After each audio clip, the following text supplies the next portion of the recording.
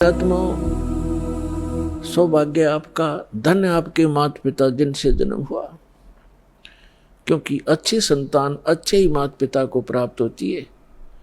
अच्छी संतान वही है जो भगवान से डरने वाले, परमात्मा की तरफ में भटकने वाले और बुराई से डरने वाले होते हैं, वही अच्छी संतान होती है और वो अच्छे माता पिता से उनका जन्म हुआ करता है।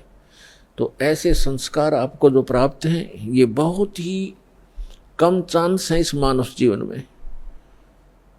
आप बालक को, आपको ज्ञान नहीं, ये दास इस मार्ग का मास्टर बना दिया कबीर भगवान ने। इस दास को मालूम है आपकी कितनी कीमत है, आप कितने पुण्यकर्मी प्राणी हैं, क्योंकि लाल को अपनी कीमत का स्वयं ज्ञान नहीं होता, जोर ही कीमत लगाता है।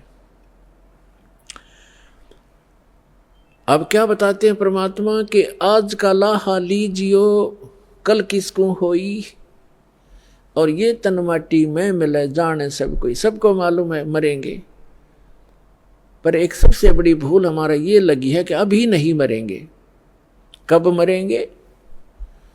अप्रोक्सीमेट है, अप्रोक्सीमेशन है कि जैसे कोई 20-30 वर्ष का बच्चा है, बेटा है या बेटी है, वो तो स्वाभाविक ही निश्चिंत है कि अभी तो 100 वर्ष के आसपास मरते हैं, 80-70 वर्ष तो बहुत हो जाते हैं, और जो 50-40 के हो गए वो भी अभी सोच रहे हैं अभी नहीं मरेंगे क्योंकि उम्र बहुत है, और जो 70 और 80 के बीच में पहुंच गए वो भी अब ये सोच रहे हैं अभी नहीं मरेंगे, और जो 90 के आसपास हैं वो भी यही सोच कर जी रहे हैं अभी हो सकता है और 10-5 वर्ष और हों।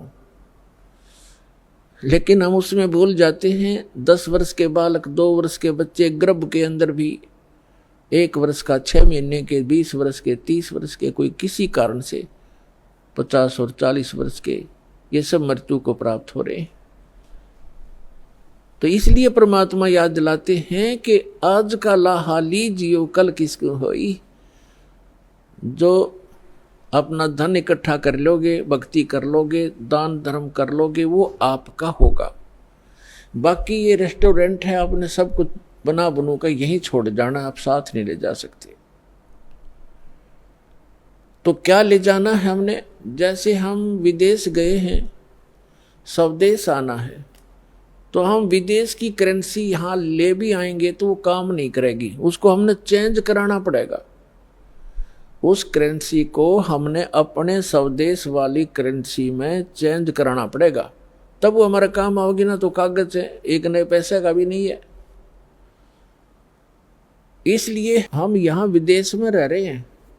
ये पृथ्वी एक विदेश है, काल का लोक ये विदेश है, पृथ्वी उसका एक शहर समझो, 21 ब्रह्मांड है उसका पूरा राज्य साम्राज्य है।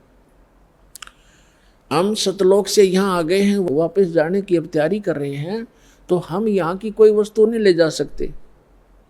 इसके लिए हमने करेंसी चेंज करानी पड़ेगी। वो करेंसी कैसे चेंज होएगी? जैसे आप दान करोगे, वो दान फिर पैसा जो है वो दान में बदल जाएगा, और दान से फिर धर्म बनेगा, और धर्म बनकर आपकी किस्मत में लिखा जाएगा। उतना ही अकाउंट आपको उस विदेश में, अपने स्वदेश में मिलेगा। ये आपकी करेंसी चेंज करानी है। तो इसको जितना आप करा पाओगे वो आपका, और जो करेंसी चेंज नहीं करा पाए वो इस काल की यहीं छोड़ के आनी पड़ेगी आपको। इसके लिए क्या बताते हैं?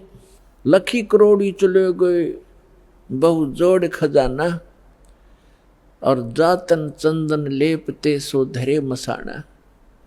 राजा लोग, सेठ लोग, साहूकार होते थे। जितना व्यक्ति धनी हो जाएगा उतना ही वो कृत घनी बन जाता है। ये माया का गुण है।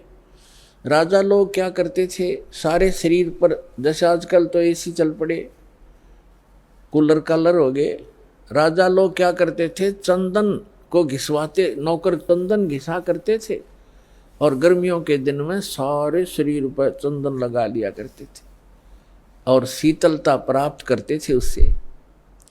चंदन की लकड़ी का बुरादा चंदन जो है बहुत शीतल होता, ठंडा तासीर होती है। इसी प्रकार सेठ और साहूकार।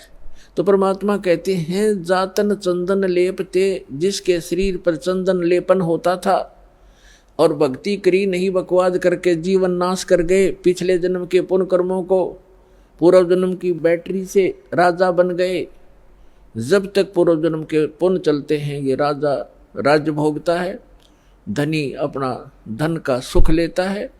और यदि भविष्य की भक्ति ठीक ना बनी, शास्त्र अनुकूल साधना नहीं हुई, चार्जर नहीं लगा, तो पूर्व जन्म की बैटरी जिस दिन डिस्चार्ज होएगी, यानी पूर्व जन्म के पुण्य आपके जिस दिन समाप्त हो जाएंगे, उस दिन अचानक कैर टूटने शुरू हो जाएंगे।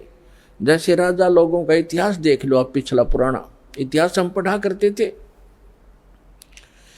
कोई राजा 5 वर्ष राज्य किया, किसी ने 10 वर्ष किया, किसी ने 12 वर्ष किया।